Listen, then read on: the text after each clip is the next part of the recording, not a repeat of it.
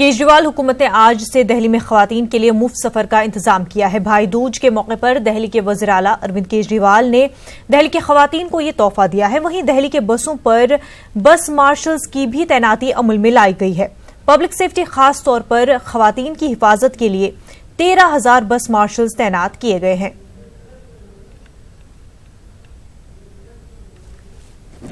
आज union cabinet आज से दिल्ली की महिलाओं के लिए बस राइड फ्री है।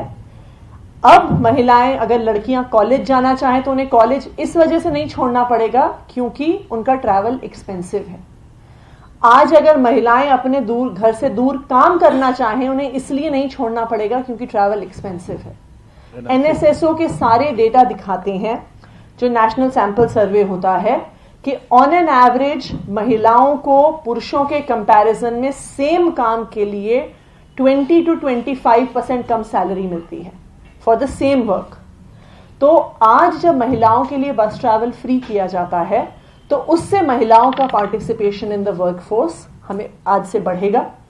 और हम आज दिल्ली की तरह से पूरे देश के अलग अलग मुख्यमंत्रियों को अपील भी करना चाहते हैं और चैलेंज भी करना चाहते हैं कि जिस तरह से दिल्ली की सरकार ने, अरविंद केजरीवाल की सरकार ने बस ट्रैवल को महिलाओं के लिए फ्री किया है, अगर देश की बाकी सरकारें भी चाहती हैं कि देश का जीडीपी बढ़े, देश में इकोनॉमिक डेवलपमेंट बढ़े, तो हम ये चाहेंगे कि देश भर की सरकारें पब्लिक ट्रांसपोर्ट को महिलाओं के लिए फ्री करें। आज भाई दूज है और आज से दिल्ली सरकार की महिलाओं के लिए बस में मुफ्त में सफर करने वाली मुहिम शुरू हो चुकी है। इस वक्त जिस बस में हम मौजूद हैं और यहाँ पर आप देख रहे हैं जो कंडक्टर साहब है वो टिकट दे रहे हैं। एक अगले स्टैंड तक का टिकट हमने भी ले लिया है। इस तरीके का पिंक टिकट आपको यहाँ पर मिलेगा जिसके आपको कोई दाम नहीं चुकाने हैं, लेकिन ये टिकट लेना आपके लिए अनिवार्य है। जो महिलाएं हैं वो इस तरीके के पिंक टिकट लेंगे। जैसे कि फिलहाल आप देख रहे हैं कि एक महिला जो है वो यहाँ टिकट खरीद भी रही है। आपको जानकारी है कि आज से फ्री है टिकट? जी जी मैम। तो क्या कहेंगी? थैंक्स कहेंगे केजरीवाल जी को। तो आप कहाँ लगाएंगे ये जो पैसा बचेगा? ये कहाँ लगाएंगे? वोट देंगे केजरीवाल जी को। चलिए और भी महिलाएं यहाँ पर आगे हैं, उनसे बात करने की कोशिश करें क्योंकि चलती बस है तो थोड़ी मुश्किल हमारे लिए भी है, लेकिन जो महिलाएं यहाँ पर हैं उनसे पूछेंगे। पहले तो ये बताइए कितना टिकट का खर्चा आपका हो जाता था पहले महीने भर का? मैक्सिमम 1000 या 1200 हाँ ऐसे लग जाता था। तो अब ये पैसा बचेगा? Yes ma'am. कहाँ लगाने की सोच रही हैं? इस टाइप का। इनके चेहरे की मुस्कुराहट साफ तौर पे बता रही है कि ये बेहद खुश है। लेकिन आपसे भी जानना चाहेंगे, टिकट ली आज आपने? हाँ ली है। कौन सी वाली? बिना पैसों की। बिना पैसों की। कितना पैसा बचा लेंगे लगता है महीने में इस तरीके से? अब 10 रुपया 5 रुपया रोज लगता है काम पे। हाँ। वो बचेगा। तो 10 रुपया 5 रुपया बच्चे ले लेते हैं। हाँ। अब टिकट का बच जाएगा, बच्चों को दे देंगे। चलिए बच्चों को दे देंगे। और चेहरे की मुस्कुराहट साफ तौर पे बता रही है कि पैसे बचेंगे उसको अपने परिवार के लिए, अपनी सेविंग के लिए ये महिलाएं इस्तेमाल करेंगी। पहले ये होता था कि भाई दूज के दिन जो बसेस होती थी वो महिलाओं के लिए फ्री की जाती थी, लेकिन आज से इस मुहिम को शुरू कर दिया गया है। और ऐसा नहीं है कि अगर आप पैसे देकर टिकट लेना चाहती है तो उसकी मनाही है। ये टिकट आपको लेनी होगी जब आप बस में चढ़ती हैं, इसके लिए आपको पैसे नहीं चुकाने होंगे। लेकिन आप अगर मूल्य देकर टिकट खरीदना चाहती है तो उसका भी ऑप्शन होगा। दिल्ली सरकार ने मार्शल की योजना भी कल से शुरू की है, हर गाड़ी में मार्शल मौजूद होने की। जिस डीटीसी बस में हम मौजूद है, थोड़ा सा अगर आपको कैमरा पैन करके दिखाएं तो यहां पर भी मार्शल की मौजूदगी जो है वो देखी जा रही है। यानी कि दिल्ली की बसों में महिलाओं का सफर सुरक्षित हो, ये बात दिल्ली सरकार कह रही है। ऐसे में टिकट फ्री के साथ साथ मार्शल भी गाड़ी में, बस में नजर आ रहे हैं। वीडियो जर्नलिस्ट युगल के साथ प्रियंका कांडवा, न्यूज 18 इंडिया, दिल्ली। दिल्ली में फजाई आलूदगी में काफी इजाफा देखा जा रहा है। आसमान पर धुंध और धुआं छाया हुआ है।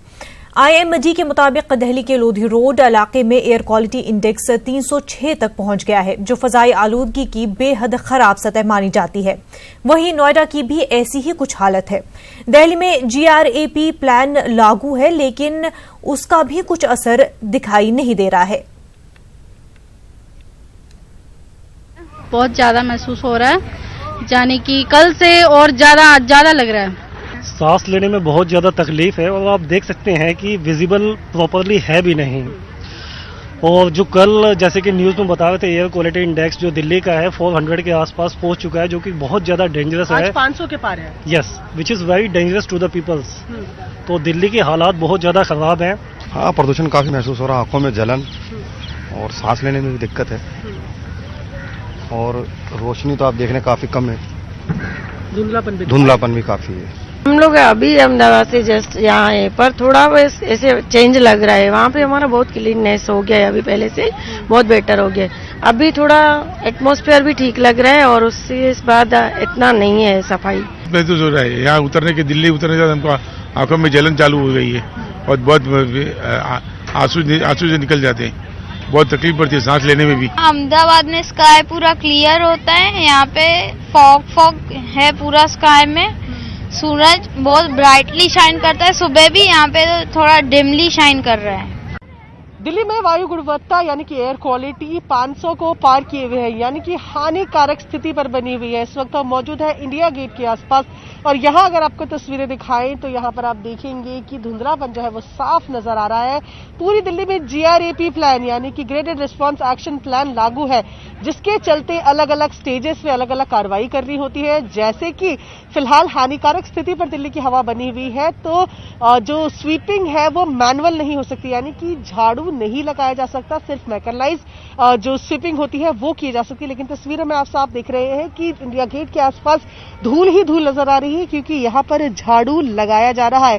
फिलहाल जिस तरीके की स्थिति दिल्ली में बनी हुई है, यानी कि हानिकारक स्थिति में जो कंस्ट्रक्शन का काम है उसको भी रोक दिया जाता है। कई ऐसे लेवल्स हैं जिनको फॉलो करना होता है GRAP प्लान के तहत। लेकिन अगर इंडिया गेट की बात करें तो यहाँ पर पहले ही जो धुंध है, कोहरा है, वो बना हुआ है। उसके साथ साथ यहाँ लगने वाला झाड़ू भी यहाँ के जो PM 2.5 पार्टिकल्स है उनको और बढ़ा रहा है, यानी कि यहाँ आने वाले लोगों की सेहत के साथ सीधा खिलवाड़ कर रहा है।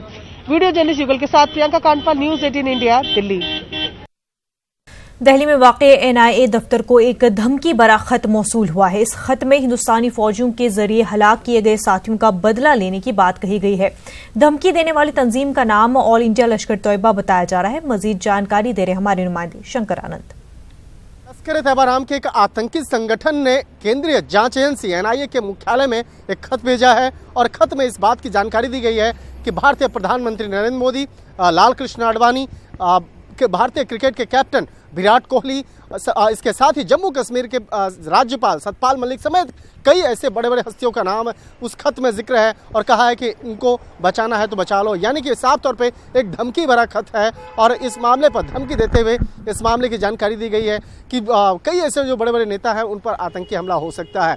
लिहाजा इस मामले की गंभीरता को देखते हुए केंद्रीय जांच एजेंसी NIA ने इस मामले को लेकर काफ़ी सतर्कता से और काफ़ी गंभीरता से इस मामले की तफ्तीश कर रही है कि क्या वाकई में कोई ऐसा आतंकी संगठन है या किसी की यह शरारत है। फिलहाल इस मामले की जांच चल रही है।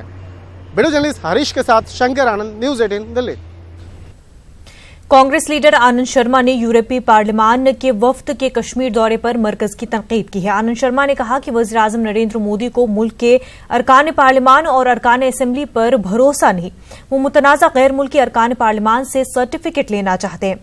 हमारी नुमाइंदा रंजीता ने आनंद शर्मा से बात की। नेता आनंद शर्मा हमारे साथ है बात करने के लिए। आनंद जी, यूरोपियन प्रतिनिधिमंडल जो है वो जम्मू कश्मीर का दौरा कर रहे हैं और ये जो पूरा कार्यक्रम है ये विदेश मंत्रालय की तरफ से ऑर्गेनाइज किया जा रहा है, सरकार की तरफ से किया जा रहा है। सरकार ये तस्वीर दिखाना चाहती है कि जम्मू कश्मीर में सब ठीक है, ये अंतर्राष्ट्रीय सांसद बता रहे हैं।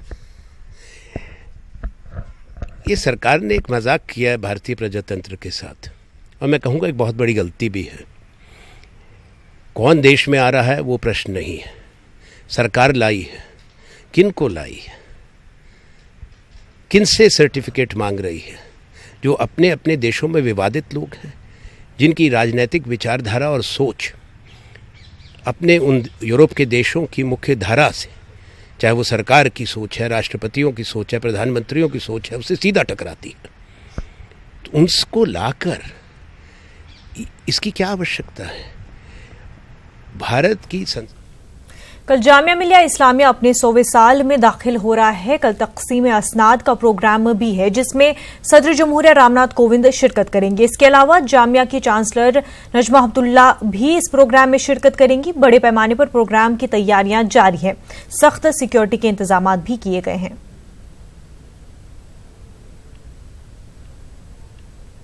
आज़ादी और अदम ताउन तहरीक अंग्रेज़ों के ख़िलाफ़ जामिया मिलिया इस्लामिया से शुरू हुई थी। अलीगढ़ मुस्लिम यूनिवर्सिटी से ये यूनिवर्सिटी अलग हुई। कल यहाँ का कन्वोकेशन है जिसमें सदर जमहूरिया हिंद रामनाथ कोविंद आने वाले हैं। ये वो स्टेज है वीरेंद्र सहवाग पवेलियन, जहाँ पर राष्ट्रपति रामनाथ कोविंद, सदर जमहूरिया हिंद वो यहाँ पर आएंगे। वजीर फरोग इंसानी वसाइल रमेश निशंक भी यहाँ पर आएंगे। इसी के साथ साथ यहाँ की चांसलर नजमा हिबतुल्ला और यहाँ की वाइस चांसलर यानी नजमा अख्तर साहबा वो यहाँ भी शरीक रहेंगी। ये पूरा पवेलियन तैयार है, लगातार यहाँ पर रिहर्सल हो रही है। आप ये सारी जो चीजें देख सकते हैं किस तरह से यहाँ पर तैयारियों का दौर चल रहा है। 10,000 के करीब यहाँ पर जो तलबा हैं, तालिबात हैं, उनको डिग्रियां दी जानी है, क्योंकि पिछले साल यहाँ पर नहीं हो सका था, कन्वोकेशन नहीं हो सका था। ये कुर्सियां लगाई गई हैं, ये फैकल्टी के लोग रहेंगे, 10,000 तलबा तालिबात रहेंगे, 350 गोल्ड मेडलिस्ट लेने वाले तलबा तालिबात हैं वो यहाँ पर मौजूद रहेंगे। तो ये पूरी तैयारियां हैं, सिक्योरिटी के बहुत ही अच्छे इंतजाम किए जा रहे हैं। तो ये वीरेंद्र सहवाग पवेलियन है जहाँ पर रामनाथ कोविंद तशरीफ लाने वाले हैं और कल ये सारा प्रोग्राम होगा। हमारे साथ जामिया मिलिया इस्लामिया के PRO अहमद अजीम साहब मौजूद हैं। किस तरह की तैयारियां हैं, किस तरह जामिया रामनाथ कोविंद के इस्तकबाल के लिए तैयार है? तैयारी तो आप लोग देख ही रहे हैं किस तरीके की हो रही है यहाँ पर। कुल ये है कि 10,000 बच्चे हैं, एक बहुत बड़ी स्ट्रेंथ है ये, जो जिनको कि ये डिग्रीज और डिप्लोमास और ये सारी चीजें दी जाएंगी, अता की जाएंगी। और उसमें 350 गोल्ड मेडलिस्ट हैं, आपने भी बताया इस चीज को। और गेस्ट की लिस्ट काफी बड़ी है, इसमें 1200 के करीब आप कह सकते हैं कि टीचर्स और गेस्ट को मिला के जो है स्ट्रेंथ रहेगी। 99 ईयर्स खत्म हुए हैं और 100वें साल में जैसे ही दाखिल हुआ है जामिया उसी दिन ये कॉन्वोकेशन है। कल हमारे को 100 साल शुरू हो जाएंगे इस यूनिवर्सिटी को। और दूसरी चीज ये है कि इस फाउंडेशन डे जो सेरेमनी चल रही है उसमें 3 दिन में से एक दिन ये कॉन्वोकेशन हो रहा है, 100वें साल के पहले दिन हो रहा है। और अभी तक कभी भी 2 साल का कॉन्वोकेशन एक साथ नहीं हुआ था। 2017 और 18 के जो बैचेस हैं उन सबको ये डिग्रीज वगैरह दी जाएंगी। और इतनी बड़ी संख्या में और एक साथ जहां पर राष्ट्रपति भी हों, HRD मिनिस्टर भी हों, गवर्नर एक स्टेट की और साथ साथ चांसलर रही हो जामिया की, वो सब एक मंच में मौजूद है। ऐसा पहले कभी जामिया की हिस्ट्री में नहीं हुआ था। दिल्ली NCR में छठ मनाने की तैयारियां शुरू हो गई हैं। गाजियाबाद के हिंडन नदी पर लाखों लोग छठ त्योहार मनाने पहुंचते हैं। हिंडन नदी में अभी पानी बहुत कम है। अफसरान का कहना है कि 30 तारीख को गंगा जल छोड़ा जाएगा, जिसके बाद नदी की गंदगी साफ हो जाएगी। फिलहाल साफ सफाई का काम चल रहा है और लाइटिंग की भी तैयारी की जा रही है। हमारे नुमाइंदे शक्ति ने जायजा लिया। के बाद दिल्ली NCR में छठ का पर्व बड़ी धूमधाम से मनाया जाता है और हम इस समय गाजियाबाद के हिंडन नदी पर मौजूद हैं, जहां पर हम आपको तस्वीरें दिखाना चाहते हैं कि प्रशासन ने सफाई शुरू करवा दी गई है। यहां पर जितनी गंदगी है आप इस गंदगी को देख सकते हैं। इस समय हिंडन नदी में पानी नहीं है। हालांकि बताया जा रहा है कि छठ से 2 दिन पहले यानी कि 31 तारीख की रात्रि में इस नदी में गंगा जल छोड़ा जाएगा, जिसके बाद यहां पानी पहुंचेगा और उसके अगले दिन से जब छठ का जो कार्यक्रम शुरू होगा, जब तक यहाँ पानी पहुँच जाएगा और पहुँचने के बाद जो यहाँ श्रद्धालु आएंगे, श्रद्धालु यहाँ पर पहुँचने के बाद इस पानी में खड़े होकर यहाँ पर सूर्य देव को अर्घ्य देंगे। हम आपको एक बार फिर दिखाना चाहते हैं कि छठ की तैयारी किस तरीके से चालू है। लगातार यहाँ पर जो लोग हैं जो छठ का पर्व मनाते हैं, लाखों की तादाद में हिंडन नदी पर लोग पहुँचते हैं। उन्होंने तैयारी शुरू कर दी है, छठ तैयारी शुरू कर दी है। छठ घाट के पास अपने जिस स्थान पर पूजा करते हैं उस स्थान को बनाना शुरू कर दिया है। यहाँ पर कुछ लोग भी मौजूद हैं, आइए हम इनसे बात करते हैं। सर, आप बताइए कि यहाँ जो पानी है, क्या बताया गया प्रशासन से, आपकी क्या बात हुई है कि यहाँ पानी कब तक छोड़ा जाएगा इस नदी में? पानी छोड़ने का कहा गया है 30 तारीख को और उनका कहना है कि 31 तारीख की रात तक यहाँ पानी पहुँच जाएगा।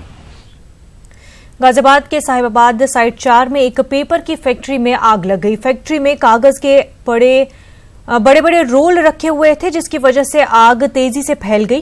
फायर ब्रिगेड मुलाजमीन ने कड़ी मशक्कत के बाद आग पर काबू पाया। बताया जा रहा है कि आग से लाखों का नुकसान हुआ है। उद्योग में लगभग 7:15 बजे सूचना मिली कि आग लगी है। ये पेपर मिल की फैक्ट्री है, बड़े बड़े रोल जो है वो पेपर सारा जो है रखा हुआ है और आग बुझाने की कार्यवाही की जा रही है। क्योंकि पेपर रोल है पूरे फैल गई है पूरी फैक्ट्री में, तो इसलिए जनपद की गाड़ियों के अलावा नोएडा से भी 2 गाड़ियां बुलाई गई हैं और टाटा स्टील की भी गाड़ियां बुलाई गई हैं। और आग पूरी तरह से नियंत्रण में है। थोड़ी देर में आधे पौन घंटे में बुझा दिया जाएगा। कोई जनहानि की वो नहीं है और पूरी तरह नियंत्रण में है। लगभग नुकसान कितने का होगा? अभी इसका आकलन बाद में किया जाएगा आग बुझाने के बाद। Gorakhpur BRD medical college oxygen scandal और 70 बच्चों की मौत के बाद सुर्खियों में आए डॉक्टर कफील ने उत्तर प्रदेश के वज़ीर आला योगी आदित्यनाथ और उनकी हुकूमत पर सख्त इल्जामात आयद किए हैं। भोपाल में मुनक्किदा प्रेस कॉन्फ्रेंस में डॉक्टर कफील ने अपने ऊपर तमाम इल्जामात को खारिज कर दिया है। वहीं भोपाल एमएलए आरिफ मसूद ने कहा कि अगर योगी हुकूमत ने इंसाफ नहीं करती तो मध्य प्रदेश हुकूमत ऐसे बेहतरीन मुआलिज को मध्य प्रदेश में जगह देने के लिए तैयार है। मैंने इनसे मुलाकात करी तो मुझे बहुत अफसोस हुआ और मेरी दिग्विजय सिंह जी से भी इस संबंध में बात हुई। डॉक्टर कफील भी दिग्विजय सिंह जी से मिल चुके हैं। हमारे नेता राहुल गांधी से भी इन्होंने मुलाकात करी थी। तो हमने और दिग्विजय सिंह जी ने तो शायद कल इनको ऑफर भी करा है। हम चाहेंगे कि अगर उत्तर प्रदेश सरकार इंसाफ नहीं दे रही है तो ऐसे अच्छे चाइल्ड स्पेशलिस्ट को मध्य प्रदेश सरकार लेने को तैयार है, हमें दे दें, हम तैयार ले लेंगे। हाई कोर्ट ये कहता है कि डॉक्टर कफील हत्यारा नहीं है। अगर आपकी रिपोर्ट ये कहती है कि डॉक्टर कफील हत्यारा नहीं है तो उन 70 बच्चों को किसने मारा? मैं बार बार ये कहता हूं कि एक सीबीआई इंक्वायरी कराओ। बार बार ये कहता हूं कि इस पूरी इंक्वायरी को बाहर करो, उत्तर प्रदेश से लेके बाहर आओ और एक निष्पक्ष जांच हो। उन 70 मासूमों को माँ बाप आज भी वो गरीब हैं, वो पर्टिकुलर कम्युनिटी के हैं, दलित हैं, ओबीसीज हैं, मुस्लिम माइनॉरिटीज हैं, कोई गरीब है इसलिए कोई फर्क नहीं पड़ता है। वो आज भी सड़क पे घूम रहे हैं। ना सरकार ने मुआवजा दिया और ना ही उनको माफी मांगी। झाबुआ ज़िमनी इंतखाब में कांग्रेस को मिली जीत के बाद कांग्रेस मजीद मजबूत हो गई है। ऐसे में आजाद उम्मीदवार के बोल भी मध्य प्रदेश असेंबली की तस्वीर 10 महीनों में बदली सी नजर आ रही है। तादाद के एतबार से कांग्रेस पहले से ज्यादा मजबूत हुई है। मसलन झाबुआ ज़िमनी इंतखाब में जीत के बाद कांग्रेस के अरकान असेंबली की तादाद 115 तक पहुंच गई है, जबकि आजाद रुकन असेंबली प्रदीप जायसवाल सरकार में वजीर हैं। ऐसे में तादाद के हिसाब से 116 का अक्सरियत का एदाद सरकार के साथ है। शायद यही वजह है कि बाहर से हिमायत करने वाले अरकान असेंबली के तेवर बदले से नजर आ रहे हैं। अभी तो कांग्रेस को सबको लेके चलना बहुत जरूरी है। जिस हिसाब से हम लोग ने बिना कोई शर्त के समर्थन दिया है कांग्रेस पार्टी को सरकार बनाने के लिए, ना कि मैंने, जितने भी निर्दलीय और सपा बसपा सबने मिलकर दिया है, तो ये कांग्रेस को समझना चाहिए, आदरणीय कमलनाथ जी को, आदरणीय सोनिया जी को, सबको समझना चाहिए कि सबको वक्त पे हमने साथ दिया है और बिना कोई कंडीशन के साथ दिया। उससे कोई फर्क नहीं पड़ता था कांग्रेस को, जीतता तो नहीं जीत गया तो नहीं जीतता तो, क्योंकि कांग्रेस की सरकार मजबूत थी, मजबूत है और मजबूत ही रहेगी। झाबुआ में जीत के बाद सरकार के वजीरों का भरोसा भी बढ़ा हुआ नजर आ रहा है। वजीर पीसी शर्मा का मानना है कि सरकार पर पहले भी खतरा नहीं था और आगे भी नहीं रहेगा। ये कांग्रेस पार्टी इस समय 116 विधायकों के साथ स्पष्ट बहुमत में है और जो हमारे स्तंभ हैं, चाहे वो इंडिपेंडेंट हों, चाहे सपा हो, चाहे बीएसपी हो, वो हमारे साथ पूरी ताकत से हैं। तो जो बार बार हम कहते थे कि कमलनाथ जी की सरकार स्थायी है, न केवल ये 5 साल बल्कि आने वाले 20 साल तक चलेगी है। उधर बीजेपी की राय अलहदा है। बीजेपी का कहना है कि कांतिलाल भूरिया जीत के बाद कांग्रेस में एक और पावर सेंटर बन गया है। ऐसे में आपसी खींचतान मजीद बढ़ जाएगी। देख कर कहोगे तो आप पूरे हो गए हैं, लेकिन मन देखकर कहोगे तो अंतर विग्रह और बढ़ गया है। जैसा मैंने कहा कि पहले आदरणीय Digvijay Singh ji super chief minister, Kamal Nath जी चीफ मिनिस्टर, ज्योतिरादित्य जी, ये पावर सेंटर 3 तो थे ही घोषित। अब चौथा एक पावर सेंटर आदिवासियों का हो गया कांतिलाल भूरिया का। तो कांतिलाल जी के आने के बाद मेरा हिसाब से तो मन में जो स्थिरता है वो कम हो रही है। तादाद के हिसाब से मध्य प्रदेश में कांग्रेस मजबूत हुई है। ऐसे में अपोजिशन और आजाद उम्मीदवारों के तेवर भी नर्म पड़े हैं। यही वजह है कि झाबुआ ज़िमनी इंतखाब की जीत को वज़ीर आला कमलनाथ की जीत माना गया है। न्यूज़ 18 के लिए भोपाल से अनुराग श्रीवास्तव की रिपोर्ट। मध्य प्रदेश सरकार ने अपने एक और वादे को पूरा करने के लिए कदम बढ़ाया है, जिसके तहत अब कानून साज काउंसिल के कयाम की तैयारी शुरू कर दी गई है। वज़ीर आला कमलनाथ के हुक्म पर कानून साज काउंसिल का खाका तैयार किया जा रहा है। वजीर पीसी शर्मा ने कहा कि कांग्रेस पार्टी अपने इंतखाबी मंशूर में ही कानून साज काउंसिल का वादा किया था, उसी वादे को पूरा करने की तैयारी की जा रही है। वजीर पीसी शर्मा ने कहा कि पार्टी हर वादे को पूरा करेगी।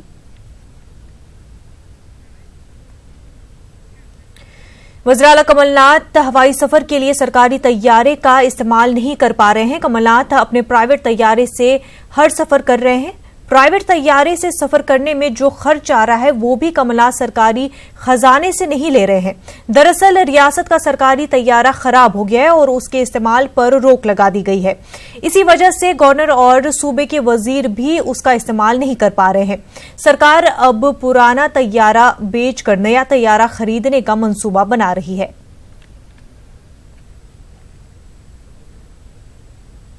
रायपुर में कलेक्टर शिखा राजपूत तिवारी के सरकारी रिहाइशगाह पर चोरी का मामला सामने आया है। चोरों ने सोने चांदी के जेवरात समेत 6 लाख से ज्यादा की चोरी अंजाम दी है। लोगों का कहना है कि चोर इतने बेखौफ हो चुके हैं कि अफसरों